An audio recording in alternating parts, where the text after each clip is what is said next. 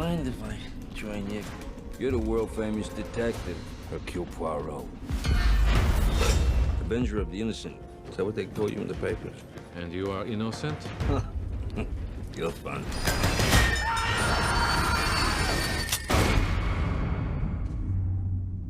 A passenger has died. He was murdered. The murderer is on the train with us now. And every one of you is a suspect. So, let us catch a killer. A man was rummaging around my cabin in the middle of the night. You are certain it was a man? I know what it feels like to have a man in my bedroom. What did you think of the dead man? You leave her out of this. Did he have enemies? Pick a number. The real killer is right here. One of you people. We're surrounded by lies! I'm sleeping here, where everyone can see me. And I can see everyone. Who takes up the knife? Cannot trust no one. No? Hai teman-teman, dalam video kali ini kita akan membahas film seru berjudul Murder on the Orient Express yang dirilis pada tahun 2017. Film ini mengadaptasi novel karya Agatha Christie, seorang novelis terkenal asal Inggris. Jika kamu suka dengan cerita detektif dan misteri pembunuhan, film ini wajib ditonton. Kisahnya berlangsung di dalam kereta mewah dengan para penumpang berkelas, menjadikannya lebih menarik dan tidak membosankan. Film ini dibintangi oleh Kenneth Branagh sebagai detektif swasta Hercule Poirot, yang cerdas dengan tingkat ketelitiannya tinggi, dan juga didukung oleh para artis Hollywood papan atas, diantaranya adalah Penelope Cruz, Judi Dench, Johnny Depp, Michelle Pfeiffer dan Willem Dafoe. Keahlian investigasi Poirot terlihat sejak awal film, namun ketegangan dan kejutan terus terasa. Kamu pun ikut diajak memecahkan misteri lewat satu persatu bukti yang terkuak. Tak jarang kita juga akan dibuat terkecoh menebak sang pelaku yang selalu berganti seiring adegan yang mengalir. Selain cerita yang seru, visualisasi pemandangan latar belakangnya juga memukau, termasuk perjalanan Orient Express melewati pegunungan bersalju dan keindahan alam Eropa pada tahun 1930-an. Jadi, jangan lewatkan untuk menyaksikan kisah seru ini. Pasang mata, pasang telinga, karena bisa jadi setiap dialognya adalah petunjuk penting. Sebelum kita lanjutkan, silahkan subscribe channel kami, agar tidak ketinggalan cerita film menarik berikutnya. Kisah bermula pada tahun 1934 saat Hercule Poirot berkunjung di tembok ratapan, Yerusalem. Poirot adalah seseorang yang suka mengontrol dan menekankan keseimbangan hidup dalam segala hal. Ini terlihat saat dia di tempat penginapannya, menolak 2 buah butir telur yang rencananya akan dia makan sebagai sarapan karena ukurannya berbeda. Pagi itu, dia diminta oleh kepala polisi untuk mengungkap pencurian relik di gereja Makam Kudus. Semua warga diminta untuk berkumpul di tembok ratapan, termasuk 3 perwakilan agama yaitu rabi, pendeta dan imam, yang sebelumnya bertemu di gereja Makam Kudus, untuk membahas pembagian tempat di pasar, di bawah pengawasan kepala polisi. Ketika polisi gagal menemukan bukti terhadap ketiganya, Poirot memberikan analisis, khususnya terkait retakan kecil pada lukisan dinding gereja yang menjadi bekas jejak sepatu bot yang digunakan untuk memanjat. Sepatunya ternyata adalah milik kepala inspektur polisi sendiri, bukan milik para pemuka agama. Setelah kantornya digeledah, relik gereja berhasil ditemukan kembali dan sang kepala polisi pun ditangkap. Setelah berhasil mengungkap pencurian relik di Yerusalem, Poirot berniat ingin istirahat dan bersenang-senang di Istanbul. Saat menunggu keberangkatan kapal di pelabuhan menuju Istanbul, Poirot berkenalan dengan Mary Debenham, seorang pengasuh yang diperankan oleh Daisy Ridley. Dan juga berkenalan dengan seorang dokter muda berkulit hitam bernama Arbuthnot, diperankan oleh Leslie Odom Jr. Akhirnya, kapal bisa berangkat tepat waktu, yang sebelumnya mengalami sedikit kerusakan pada mesinya. Di dalam kapal, Poirot memergoki Mary dan Arbuthnot sedang berduaan, dan ucapan terakhir Mary terhadap Arbuthnot yang dia dengar adalah, "Jangan sekarang." Setelah semuanya berakhir, lalu, tak ada yang dapat menyentuh kita. Tetapi hal itu dianggap hal yang biasa oleh Poirot, dan kapal pun melaju ke arah Istanbul.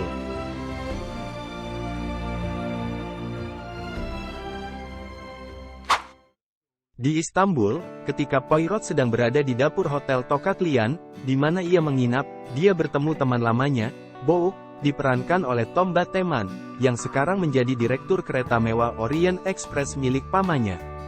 Ketika mereka sedang bercengkerama, seorang perwakilan dari Kedutaan Besar Inggris datang, memberikan selembar telegram yang ditujukan untuk Poirot dari London.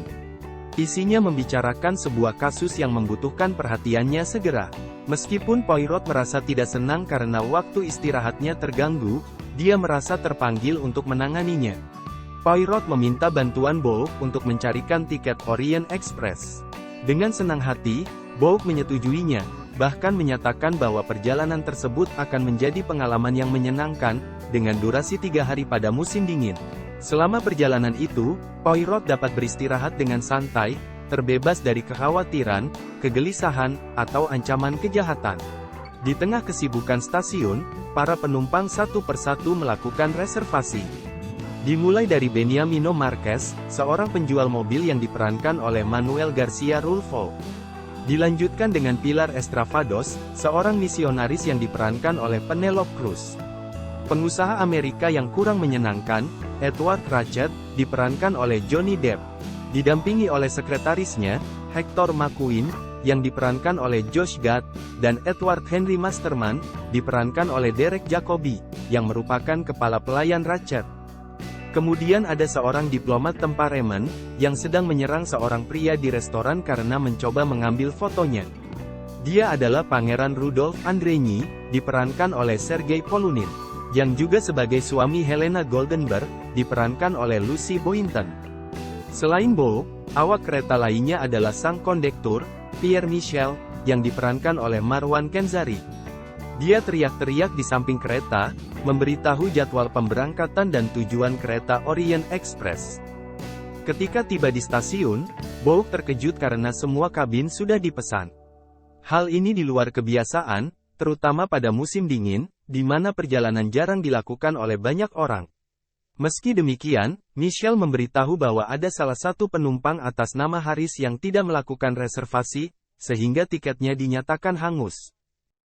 Ketika menaiki kereta, Poirot bertemu dengan janda sosialita dari Amerika bernama Caroline Hubbard, yang diperankan oleh Michelle Pfeiffer. Setelah basa-basi, Poirot segera mencari kompartemennya. Dan dia pun sedikit kesal, karena harus berbagi kamar dengan McQueen. Mendekati keberangkatan, beberapa penumpang lainnya segera memasuki kereta. Di antaranya adalah Putri Natalia Dragomirov yang sudah tua, diperankan oleh Judi Dench, didampingi pembantunya, Hildegarde Smith, yang diperankan oleh Olivia Colman. Disusul Cyrus Batman Hartman, diperankan Willem Dafoe, seorang profesor dari Austria, yang juga segera memasuki kereta. Menjelang keberangkatan, para penumpang di dalam kereta melakukan aktivitasnya masing-masing. Setelah melakukan berbagai persiapan, tepat pada waktu yang telah ditentukan, kereta Orient Express berangkat beserta dengan seluruh penumpangnya. Dan drama pun segera dimulai. Di awal perjalanan, Ratchet menemukan sebuah kertas ancaman di kamarnya. Hal ini dia tanyakan kepada pelayannya, Masterman, yang datang membawakan minuman kopi. Namun, Masterman tidak mengetahuinya. Ratchet mulai waspada terhadap lingkungannya, dia keluar kamar, dan bertemu dengan Nyonya Hubbard. Awalnya, Ratchet ingin menggoda, tetapi niat tersebut diurungkan. Dia memutuskan untuk selalu tetap waspada. Setelah berbincang sebentar dengan Hubbard, Ratchet kembali masuk kamar. Pada pagi harinya, sang kondektur Michelle, ke kamar Poirot. Sambil membawakan sarapan mengatakan bahwa, saat makan malam nanti, Poirot akan dipindahkan ke kabin Bouk. Dengan demikian, Poirot menempati kabin kelas 1 dan bisa leluasa. Perjalanan indah berlalu tanpa insiden berarti. Para penumpang menikmati sarapan di gerbong makan sambil bercengkerama. Kereta terus melaju, membelah pegunungan yang indah berselimutkan salju. Setelah para penumpang meninggalkan ruang makan, hanya Poirot dan Ratchet yang masih duduk di meja masing-masing. Ratchet mendekati meja Poirot dan menawarkan pekerjaan kepadanya sebagai pengawal selama perjalanan. Ratchet menjelaskan bahwa dia telah menerima surat ancaman yang diklaim berasal dari salah satu mitra bisnisnya, terkait penjualan lukisan palsu. Melihat reputasi bisnis Ratchet yang tidak baik, Poirot menolak tawaran tersebut. Ratchet berusaha meyakinkan Poirot dengan menawarkan uang dalam jumlah yang semakin besar. Bahkan mengancam secara tidak langsung dengan menggunakan pistol. Namun, Poirot tetap teguh menolak. Dia tidak dapat dibeli atau diintimidasi. Dan akhirnya meninggalkan Ratchet sendirian. Saat kereta berhenti di stasiun Vinkovci, Ratchet dari jendela melihat McQueen dan Arbuthnot berjalan memasuki kereta. Ratchet yang mengkhawatirkan nyawanya memutuskan untuk tetap waspada. Kereta kembali melanjutkan perjalanannya. Ratchet mulai berbaring di tempat tidur. Demikian pula Poirot berharap bisa tidur dengan nyenyak, setelah dia pindah ke kabin Bow. Namun harapannya tidak selalu menjadi kenyataan. Ketika sedang berbaring, tiba-tiba ada suara kaca pecah yang berasal dari kabin Ratchet. Michelle yang sedang berjaga berlari ke arah kabin Ratchet dan mengetuk pintunya. Namun dari dalam kabin ada jawaban bahwa semuanya baik-baik saja. Ketika Poirot akan berbaring lagi, terdengar bunyi bel dan ketukan pintu yang berasal dari kabin Hubat. Setelah dia keluar kabin untuk melihat apa yang terjadi, terlihat sosok tubuh dengan kimono merah berlari ke arah lorong menjauhinya. Setelah kereta melewati terowongan di wilayah pegunungan salju Vinkovci, terjadi longsoran salju akibat sambaran petir. Salju menimpa kereta, menyebabkan anjlok keluar dari rel. Insiden ini menciptakan kekacauan di antara para penumpang. Poirot sendiri terlempar dari tempat tidurnya dan mendapati foto kekasihnya, Catherine, terjatuh dari meja kabin. Keesokan paginya, Bouk menjelaskan dan menenangkan kepada para penumpang, bahwa tim penyelamat dari stasiun Broad, yaitu stasiun terdekat dari TKP, sedang dalam perjalanan menuju ke arah mereka. Para penumpang pun diharapkan sabar dan tenang. Sementara itu, Masterman sang pelayan, hendak mengantarkan sarapan ke kamar Ratchet. Setelah diketuk beberapa kali tidak ada jawaban, Poirot yang kebetulan berada di lokasi ikut membantu Masterman dengan membuka pintu secara paksa. Ketika pintu berhasil dibuka, Ratchet sudah mati dalam keadaan terbujur kaku. Bouk dan Arbuthnot tiba di lokasi. Sebagai seorang dokter, Arbuthnot diminta Poirot untuk memeriksa kematian Ratchet.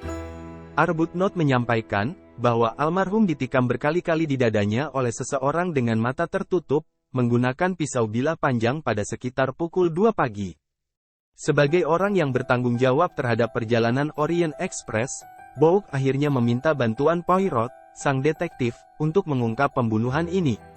Karena jika kasus ini ditangani polisi Yugoslavia, mereka hanya akan mencari kambing hitam. Kemungkinan besar akan memilih Arbuthnot yang berkulit hitam, atau Marquez karena dia orang Latin. Meski pada awalnya Poirot menolak, karena dia sesungguhnya sedang beristirahat dari kerja. Namun pada akhirnya menyetujui tawaran itu. Kepada Bouk, Poirot meminta dana kereta Orient Express, paspor, dan mengatur pertemuan dengan para penumpang. Penyelidikan pun dimulai. Poirot dan Bouk mendatangi para penumpang lainnya yang sedang berkumpul di gerbong restorasi. Poirot memberitahu mereka, bahwa salah satu di antara mereka telah mati di kereta, yaitu Ratchet. Sebagai seorang detektif, dia akan berusaha menemukan pelakunya. Apalagi pembunuhnya ada di antara kita. Kepada Bouk, Poirot meminta untuk membantu dalam investigasinya. Ia mengatakan hanya Bouklah yang bukan tersangka, karena saat kejadian dia tidur di gerbong yang berbeda. Terjadi kesalahpahaman antara McQueen dengan Poirot, ketika memulai interogasinya. McQueen merasa dituduh sebagai pembunuh Ratchet. Namun Poirot mengatakan bahwa dia hanya perlu mengumpulkan informasi untuk bahan investigasinya. Apalagi McQueen terlihat sangat dekat dengan Ratchet. Lebih lanjut McQueen menjelaskan, bahwa dia adalah sekretarisnya, yang bekerja mempersiapkan segala sesuatu keperluan Ratchet, terutama yang berkaitan dengan urusan bisnisnya. Ratchet juga pernah memperlihatkan surat ancaman yang ditujukan kepada dirinya. Terakhir dia bertemu sekitar pukul 22. Kembali Poirot dan Bouk meninvestigasi jasad Ratchet. Dia ditikam 12 kali di bagian dada, seperti kata Dr. Arbuthnot, namun tusukannya tidak berpola. Ada tusukan yang dalam dan kuat, ada pula serangan yang membabi buta, menusuk di sana-sini, menunjukkan kesadisan sang pelaku. Tetapi ada yang aneh, Ratchet memiliki fisik yang kuat, selalu membawa senjata, dan sudah sejak awal dia melakukan kewaspadaan. Sangat kecil kemungkinannya bisa dikalahkan. Selain itu Poirot juga menemukan barbitol, yaitu obat tidur. Sebuah sapu tangan buatan Perancis yang berlumuran darah dan ada inisial huruf H. Ditemukan pula pembersih pipa. Tetapi ada satu barang bukti penting yang mungkin bisa menjadi petunjuk dari misteri pembunuhan ini, yaitu sebuah catatan yang sebagian sudah terbakar. Dengan meminjam peralatan milik pekerja kereta api, Poirot membakar sebagian catatan yang ditemukan di kamar Ratchet untuk mendapatkan petunjuk baru. Benar saja, hal tersebut menghubungkan Ratchet dengan kasus penculikan dan pembunuhan Daisy Armstrong. Kisahnya sangat tragis. Daisy Armstrong adalah gadis kecil anak Kolonel Armstrong. Dia diculik dan dibunuh, meskipun keluarganya membayar uang tebusan. Hal ini menyebabkan ibunya, Sonia Armstrong, yang sedang hamil, shock, dan mengalami persalinan prematur yang membunuh dia, dan anak yang berada dalam kandungnya.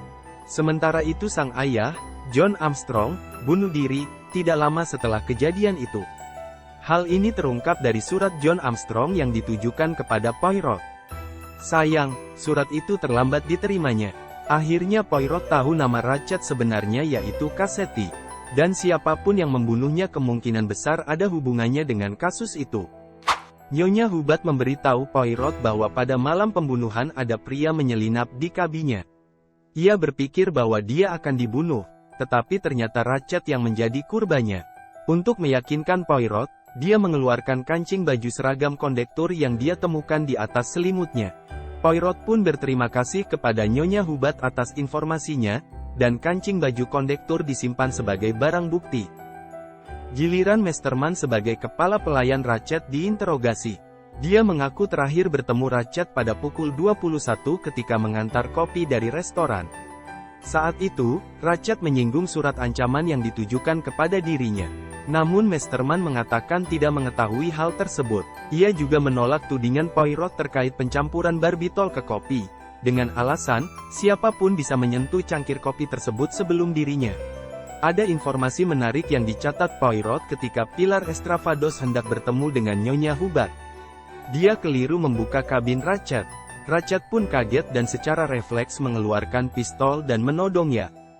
Estravados meminta maaf dan segera menutup pintu kembali.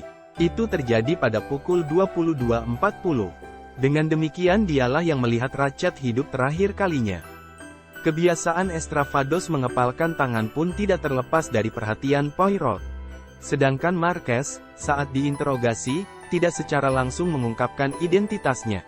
Namun, dia memastikan bahwa pada saat kejadian, teman sekamarnya, Masterman, melihatnya tidur hingga pagi. Selanjutnya dia hanya berbicara tentang masa lalunya yang sulit, hingga akhirnya sukses sebagai pebisnis mobil. Namun, ketika ditanya oleh Poirot tentang foto-foto yang berserakan saat kecelakaan kereta, yang menunjukkan dia sebagai sopir, ia enggan menjelaskannya. Interogasi yang alot terjadi kepada Mary Hermione Debenham. Dengan tegas ia mengatakan belum pernah datang ke Amerika dan tidak mengenal Dr. Arbuthnot sebelumnya. Sampai akhirnya Poirot mengutip ucapan mereka berdua ketika berada di kapal. "Jangan sekarang, setelah semuanya berakhir. Lalu, tak ada yang dapat menyentuh kita." Mendengar itu Debenham sedikit terkejut, namun tetap pada pendiriannya. Dia tetap tutup mulut, dan tidak mau memberikan informasi lebih lanjut. Malam itu, Putri Dragomirov langsung tidur setelah makan malam. Kepada Poirot dia menceritakan, bahwa dia bersahabat dengan Linda Arden, ibu dari Sonia Armstrong. Bahkan dia menjadi ibu baptis dari anak Sonia Armstrong, yaitu Daisy Armstrong yang dibunuh oleh Cassetti. Yang tidak lain adalah cucu Linda Arden. Setelah dijelaskan oleh Poirot duduk masalahnya, Putri Dragomirov menyebutnya sebagai sebuah kebetulan saja, ketika dia berada satu gerbong di saat Cassetti terbunuh. Di hadapan Putri Dragomirov, Poirot menanyakan mengenai kepemilikan sapu tangan yang bertuliskan inisial huruf H kepada Hildegarde Smith. Namun, dia membantah bahwa sapu tangan tersebut miliknya. Smith menjelaskan bahwa dia dibangunkan oleh kondektur bertubuh pendek dari Michelle, karena panggilan dari Dragomirov. Poirot terkejut dengan pengakuan Smith. Berarti ada kondektur lain selain Michelle. Poirot kemudian memerintahkan agar mencari seragam kondektur dan kimono merah di seluruh koper penumpang. Semua koper telah digeledah, kecuali milik Andrenyi karena mempunyai kekebalan diplomatik. Tetapi barang yang dicari tidak diketemukan. Ternyata sang pembunuh mengecoh Poirot dengan meletakkan kimono merah di dalam kopernya. Sedangkan seragam kondektur ditemukan di bagasi kabin Smith dengan aroma bourbon, minuman yang sering dikonsumsi McQueen. Ketika Poirot dan Bouk sedang memeriksa dokumen McQueen, tiba-tiba terdengar pintu ditutup, dan terdengar suara orang berlari. Setelah tertangkap, McQueen mengakui bahwa dia memang sering mencuri uang dari Ratchet, tetapi dia tidak membunuhnya. Hal itu diperkuat dengan pengakuan Arbuthnot, bahwa dia bersama Ratchet minum-minum sampai pagi, sambil berbicara masalah politik. Dengan kemunculan Arbuthnot memberikan pengakuan ini, Poirot malah berbalik menginterogasi Arbuthnot. Poirot menyampaikan bahwa ditemukan pembersih pipa di kamar Ratchet yang mirip kepunyaan dia. Namun, Arbuthnot menyangkal, ia mengklaim bahwa ia tidak berada di kamar Ratchet saat kejadian. Selanjutnya, ia menjelaskan bahwa setelah lulus kedokteran, ia masuk tentara sebagai penembak jitu, namun tidak mengenal Kolonel Armstrong seperti yang ditanyakan Poirot. Arbuthnot juga meminta Poirot untuk tidak melibatkan Mary dalam kasus ini, karena menurutnya, Mary adalah orang baik. Poirot kembali ke kabin McQueen dan menyatakan bahwa McQueen adalah pelaku pembunuhan Ratchet karena dendam pribadi. Ini terkait dengan karir ayahnya, yang menjabat sebagai jaksa wilayah di New Jersey, hancur dalam kasus Armstrong. Menurut penjelasan McQueen, saat itu pengadilan tidak mempunyai tersangka. Ayahnya ditekan untuk memvonis Suzanne, seorang pembantu di rumah Armstrong, atas tuduhan menculik dan membunuh Daisy Armstrong dengan alibi yang sangat lemah. Suzanne yang tidak bersalah akhirnya bunuh diri, sementara ayah McQueen dicopot dari jabatannya. Ketika bukti mengarah kepada Cassetti alias Ratchet, dia sudah kabur dan pergi jauh. Meskipun demikian, McQueen tetap menolak terlibat dalam pembunuhan Ratchet. Nyonya Hubbard disekap dan ditutup wajahnya, kemudian ditikam dari belakang oleh seseorang yang sebelumnya mendobrak pintu. Hubbard pun mempertanyakan hasil penyelidikan Poirot, karena pembunuhnya masih berkeliaran di kereta. Karena kereta besok pagi sudah bisa berjalan, Poirot menyarankan seluruh penumpang dapat tidur di tempat terbuka, agar semua orang dapat terlihat, sebagaimana yang akan dilakukan Mary. Karena si pembunuh tidak akan ragu membunuh lagi. Hal itu juga akan dia minta terhadap pasangan Andrenyi. Poirot mendatangi kamar Andrenyi. Terlihat bahwa Andrenyi sangat protektif terhadap istrinya. Dia juga yang menghapus huruf H pada nama depan Elena di dalam paspornya. Ini dilakukan agar istrinya terhindar dari tuduhan kepemilikan sapu tangan berinisial huruf H, yang ditemukan di kamar Ratchet. Dia juga berusaha menutupi agar hubungannya dengan keluarga Armstrong tidak terungkap. Berkat kecerdikannya, Poirot mengetahui bahwa Elena adalah adik Sonia Armstrong, sekaligus bibi dari Daisy Armstrong, yang bernama Helena Goldenberg. Mendengar pernyataan Poirot tersebut, Andrenyi marah dan mengusir Poirot secara kasar. Hartman curiga bahwa pasangan Andrenyi lah pembunuh Ratchet. Namun Poirot menolak pandangan tersebut. Sebaliknya, Poirot menyatakan bahwa Hartman bukanlah seorang profesor, melainkan seorang detektif Pinkerton dan mantan anggota polisi. Bukti terlihat dari paspornya, serta senjata yang dipegang oleh Hartman, yang memiliki ciri-ciri khas dan merupakan produksi Colt Army Special keluaran tahun 1927. Keesokan harinya, ketika kereta akan ditarik kembali ke relnya, para penumpang dikumpulkan di terowongan. Sedangkan Poirot kembali menginterogasi Mary Debenham, dan mengungkap fakta terkait kasus Daisy Armstrong. Poirot menyimpulkan bahwa Mary berbohong dan menuduhnya sebagai pembunuh Ratchet. Tiba-tiba, Poirot diserang oleh Arbuthnot, kekasih Mary, yang mengakui dirinya sebagai pembunuh Ratchet. Dalam perkelahian mereka, Bouk datang dan berhasil melumpuhkan Arbuthnot. Akhirnya Poirot mengumpulkan para penumpang sekaligus para tersangka. Dia menawarkan dua pilihan. Yang pertama, Ratchet dibunuh salah satu musuhnya yang menyamar jadi kondektur, lalu kabur dari kereta. Namun Bouk tidak sependapat, karena bertentangan dengan fakta-fakta yang ada. Opsi kedua lebih kompleks, tetapi masuk akal. Poirot menjelaskan, bahwa semua penumpang memiliki kaitan langsung dengan keluarga Armstrong, dan terhubung dengan tragedi yang menimpanya. Mereka semua merasa marah terhadap Cassetti, karena dengan uang dan kekuasaannya, lolos dari hukum setelah membunuh Daisy. Bersama-sama mereka memutuskan mengambil tindakan sendiri, untuk mendapatkan keadilan dan membalas kejahatan yang tidak bisa dijangkau oleh hukum. Namun, rencana mereka terhambat oleh salju longsor dan kedatangan Poirot. Sedangkan keberadaan baju kimono, seragam kondektur, dan serangan terhadap Hubat oleh seseorang, dilakukan oleh Arbuthnot, merupakan bagian mengubah skenario. Awalnya, mereka memesan tiket kosong atas nama fiktif, Harris, yang seharusnya menjadi tersangka utama dalam pembunuhan Cassetti. Rencana berubah, akhirnya mereka secara kolektif mengeksekusi Ratchet alias Cassetti itu satu persatu. Hubat alias Linda Arden, yang juga nenek Daisy Armstrong mengatakan, dialah otak di balik semua rencana itu. Dia pula yang mengumpulkan mereka dan mengatur segala sesuatu untuk membunuh Cassetti. Hubat meminta kepada Poirot, untuk melapor polisi bahwa dialah pelaku tunggal pembunuhan itu. Bebaskan yang lainnya, agar bisa melanjutkan kehidupannya. Mereka bukan pembunuh. Dengan pengakuan Hubat, Poirot tidak bisa menghakimi mereka. Namun sebagai seorang detektif dengan reputasi tinggi, serta idealismenya yang mengutamakan kebenaran dan keseimbangan, Poirot tidak bisa berbohong. Kemudian Poirot mengatakan kepada mereka, jika semuanya ingin lolos dari jerat hukum, harus melenyapkannya. Jasadnya bisa dibuang di danau, dan mereka selamat. Poirot pun meletakkan pistol di meja, menantang salah satu dari mereka untuk menembaknya. Hubat mengambil pistol itu dan mencoba untuk bunuh diri, tetapi pistol itu kosong. Sebenarnya Poirot hanya sedang menguji reaksi para tersangka. Ketika sampai di stasiun, Poirot memberitahu polisi dengan teori yang pertama, bahwa Cassetti alias Ratchet dibunuh orang tak dikenal dan melarikan diri. Polisi mempercayainya, dan para penumpang melanjutkan perjalanannya. Poirot memutuskan untuk turun dari kereta dan melanjutkan istirahatnya. Namun seseorang mendekatinya, dan mengatakan bahwa dia ditunggu dalam kasus lainnya. Poirot berdiam sejenak, sambil menatap Orient Express berjalan dan menghilang di kejauhan. Demikian film Murder on the Orient Express, sebuah kisah misteri pembunuhan yang dikemas secara baik oleh sutradara Kenneth Branagh sekaligus sebagai pemeran utamanya. Film ini bukan hanya berkisah tentang misteri yang dikarang sangat baik, namun juga sebuah eksplorasi yang menggugah pikiran mengenai keadilan dan moralitas.